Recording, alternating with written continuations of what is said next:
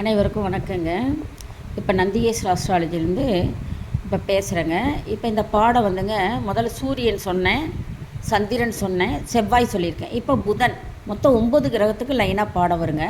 Note பண்ணி வச்சுக்கோங்க. என் cell number note பண்ணிக்கோங்க. அடிக்கடி செல் நம்பர் கேட்குறீங்க, நான் ஒவ்வொரு இதுலேயும் பதிவிட்டுட்டு தான் வரேன். இப்போ புதன் பகவான் என்னென்ன குணம் இருக்கும், அந்த புதனுடைய அமைப்பில் வந்து என்னென்ன விஷயங்கள் சொல்லலாம். இப்போ புதன் வீடு வந்துங்க மிதுனமும் கன்னியும். அந்த புதன் வந்து அங்கே இருந்தால் என்னென்ன பலன்களை தருவார், இதெல்லாம் விவரமாக இதில் இருக்குங்க. இதை தவிர மாற்றி ஒரு விஷயங்களும் கிடையாதுங்க ஜோதிடத்தில். அதனால் இதை எழுதி வச்சுக்கோங்க. இந்த புதன் கிரகம் போய் 4ஆம் இடத்துல இருந்தால் என்ன செய்யும், 2ஆம் இடத்துல இருந்தால் என்ன செய்யும், 3ஆம் பாவகத்தில் இருந்தால் என்ன செய்யும், இந்த மாதிரி தாங்க வரும்.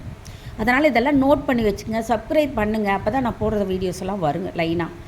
இல்லைன்னா விட்டு போயிருங்க, அப்புறம் டவுட் கேட்டுக்கிட்டே இருப்பீங்க. என்னைய டவுட் கேட்காதீங்க, இதுலையே நீங்கள் பார்த்துக்கோங்க. ஏன்னா டவுட் கேட்காத அளவுக்கு தான் நான் வந்து சொல்லிகிட்ருக்கேன். சரி, இப்போ வந்துங்க இந்த குணம் எப்படி இருக்குன்னா, அறிவுசார் புதன் வந்து புதன் ஆட்சி வீட்லேயும், ஆட்சி உச்சம் பெற்ற வீடு கன்னி வீடுங்க. ஆட்சி வீடு வந்து மிதுன வீடுங்க. மிதுன வீட்டில் புதன் ஆட்சியாக இருக்கும். புதன் கிரகத்துக்கு 2 வீடு பாவகம் இருக்குது. ஒன்று மிதுனம், அதில் ஆட்சி மட்டும்தான் இருக்கும். அதே புதன் வந்து ஆட்சி உச்சம் வந்து கன்னி வீட்டில் இருக்குங்க. அதனால் வந்துங்க ஆட்சி உச்சமாக இருக்கிற வீட்டில் ரொம்ப பலன்களை அதிகமாக தருவார். 120% தருவார். அது மூலத்திரிகோணமெல்லாம் வாங்கிருச்சுன்னு வச்சுக்கோங்க, அதிமீறின வளர்ச்சியாக இருக்குங்க புதன்லாம் ஆட்சி உச்சத்தில் உட்காந்துருந்தா ஒரு பாடகி ஆவாங்க. பாடகையெல்லாம் புதன் ஆட்சி உச்சம் பெற்றிருக்கணும், அப்போ தான் குரல் இனிமையாக வரும், தங்குதடையின்றி சரளமாக பாட முடியும். சரி, அவங்க அறிவு, புதனாவே அறிவு, தந்திரம், பேச்சாற்றல், எழுத்தாற்றல், நகைச்சுவையும் இருக்குங்க, பொறுமை இருக்குங்க, மென்மை இருக்குங்க, வசீகரத்தன்மையும் அதில் இருக்குங்க. கலகலப்பாக இருப்பாங்க, கோழைத்தனமாகவும் இருப்பாங்க. இந்த புதன் பகவான் ஆட்சி உச்ச வீட்டில் வந்து ஒரு கிரகம் வந்துருச்சா, அந்த இடத்துல லக்னமாக ராசி அமைஞ்சிட்டாங்க என்ன ஆவாங்க, இந்த மாதிரி குணம் தான் இருக்குங்க.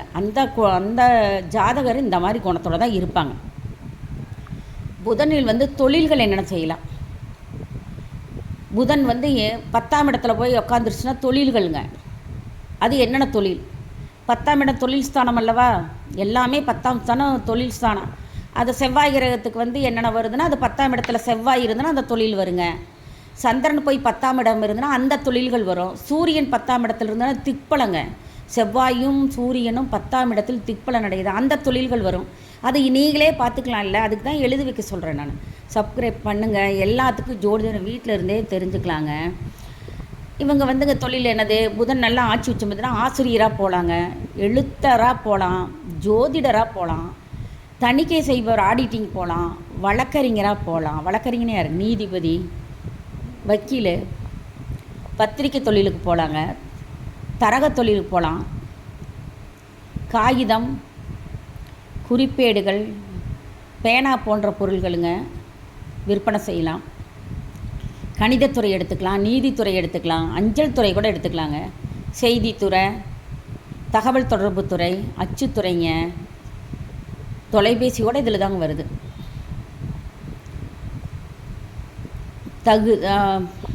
தொலைபேசி துறைங்க, தந்தித்துறை, பத்திரிக்கைத்துறை, புத்தக வியாபாரங்க, பேச்சாளர், பாருங்கள் எவ்வளோ விஷயம் வருது பாருங்கள். சட்ட ஆலோசகர், தூதரகத்துலையெல்லாம் பணி செய்யலாங்க, ஒற்றர் வேலை செய்கிறது, புலனாய்வு துறைக்கே போகலாங்க, கிரைம்க்கு. புதன் வந்துங்க புதன் வீட்டில், புதன் வீடு எது, மிதுனம் ஆட்சி வீடு, கன்னி புதன் வீடு தான், அது ஆட்சி உச்சம் பெற்ற வீடு.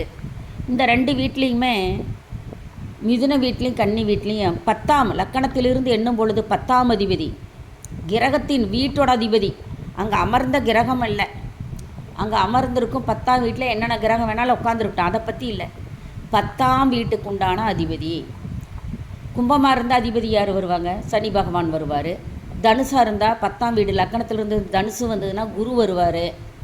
மேச வீடாக இருந்தால் செவ்வாய் வருவார். ரிஷப வீடாக இருந்ததுன்னா சுக்கிரன் வருவார். கடகமாக இருந்தால் சந்திரன் அதிபதியாக வருவார். சூரியனாக இருந்ததுன்னா சிம்ம வீடாக இருக்கும்.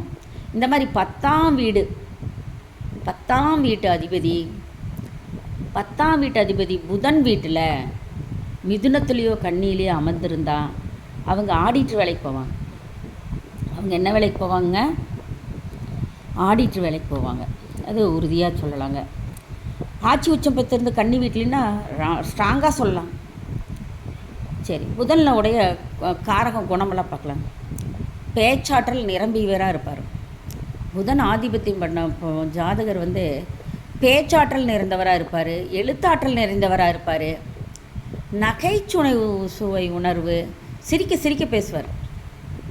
அவர்கிட்ட பொறுமை இருக்கும், மென்மை இருக்கும், வசீகரத்தன்மை கூட இருக்குங்க. அறிவு நிறையா இருக்குங்க, ஊற்றும், அருவி போல் ஊற்றும். தந்திரம் இருக்கும், கலகலப்பானவராக இருப்பார். அதோடனா கொஞ்சம் கோழைத்தனமும் இருக்கும். இந்த புதன்னாவே இளைய சகோதரனுக்கு வருங்க, இளைய சகோதரிக்கு வருங்க. பிரயாணம் வரும். மாமனார் புதனுக்கு தாங்க வருவார். உதவி கேட்க இடம் வருங்க. தைரியம், வீரியம், செயல்பாடுகள்லாம் வருங்க. இந்த புதன் பகவானுக்கு இவ்வளோ விஷயங்கள் இருக்குங்க. அப்போ அந்த புதன் வீட்டில் இருந்தாலோ கிரகங்கள், புதன் 10ஆம் வீட்டில் இருந்தாவோ, தொழில் ஸ்தானத்தில் இருந்தால் இந்த மாதிரியெல்லாம் தொழிலுக்கு போகலாம். புதன் 10ஆம் வீட்டில் 10ஆம் வீடு மிதுன வீடு கன்னி வீடாக அமைஞ்சு இப்படியெல்லாம் வந்துச்சுன்னு வச்சுக்கோங்க, அவர் அரசு வேலைக்கு போயிடலாங்க. கண்டிப்பாக ஆட்சி உச்சம் பெற்றிருந்தால் நல்ல வேலைக்கு போவாருங்க. புதன்னா சொல்லவே வேண்டாங்க. எல்லோரும் சப்ஸ்கிரைப் பண்ணுங்கள். இதெல்லாம் நான் நீங்கள் எழுதுறத விட நான் தாங்க இப்போ எழுதிட்டு உட்காந்துருக்கேன். நான் உங்களை எழுதுங்கன்னு சொல்லிட்டுங்க நான் தான் எழுதிட்டுருக்கேன். யாரும் எழுதுகிற மாதிரி எனக்கு தெரியலிங்க. லைக் பண்ண மாட்டேங்கிறீங்க. எனக்கு என்கரேஜ் பண்ணுங்கள். இந்த எழுதி கையே உண்மையால் வலிக்குதுங்க. உண்மையாலும் சப்ஸ்கிரைப் பண்ணுங்கள், எல்லாத்துக்கும் ஷேர் பண்ணுங்கள், லைக் பண்ணுங்கள், எல்லாத்துக்கும் தெரியட்டுங்க. எல்லோரும் நம்ம இந்த கலையை தெரிஞ்சுக்கிட்டோம். இந்த பாடத்தை தொடர்ந்து கவனிக்கணும் இல்லைங்க, அப்போ தானே புரியும். பாதியில் கொஞ்சமாவது கற்றுக்குங்க. நான் நினைக்கிறது அடிப்படை கொஞ்சம் உயர்நிலை இது வரைக்கும் கற்றுக்கிட்டா கூட ஜோதிட பாதி சொல்லிடுவீங்க. கணக்கெல்லாம் போட வேண்டாங்க. நம்ம ஜாதகம் கணிக்க வேண்டாம், கணக்கு போட வேண்டாம், ஜாதக நோட்டு எழுத வேண்டாம். ஜாதக நோட்டை கொடுத்தா ஜாதகம் சொல்கிற அளவுக்காவது உங்களுக்கு தெரியணும்.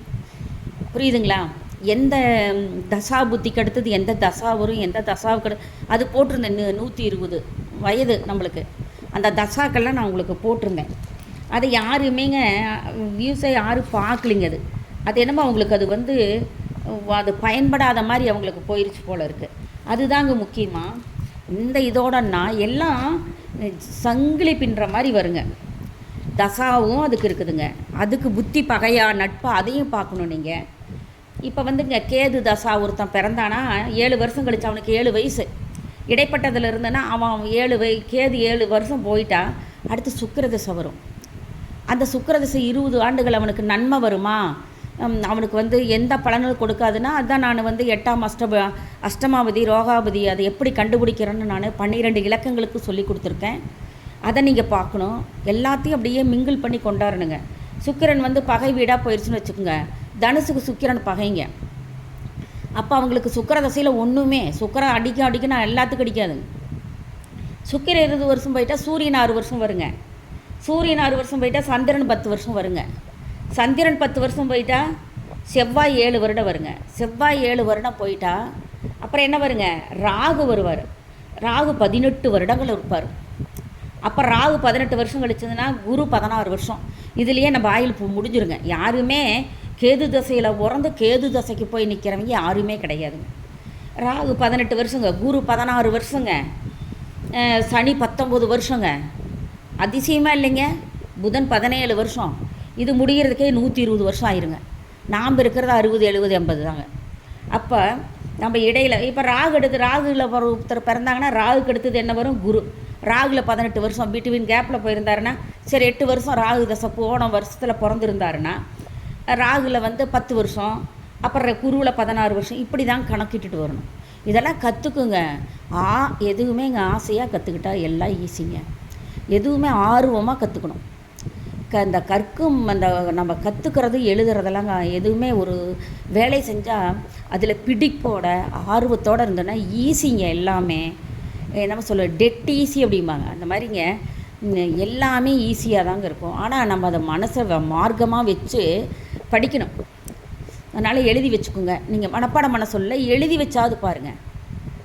அடுத்த பாடம் நான் உங்களுக்கு வரேன். அடுத்தது புதனுக்கு அடுத்தது குரு. இப்போவே அப்லோடு பண்ணுறேங்க. இதை ஃபஸ்ட்டு பாருங்கள், அப்புறமேல அந்த பாடத்துக்கு போகலாம். இதை பார்க்காத அதுக்கு போகாதீங்க. இதை எழுதிட்டு அதுக்கு எழுத போங்க. நன்றி. சுபங்க.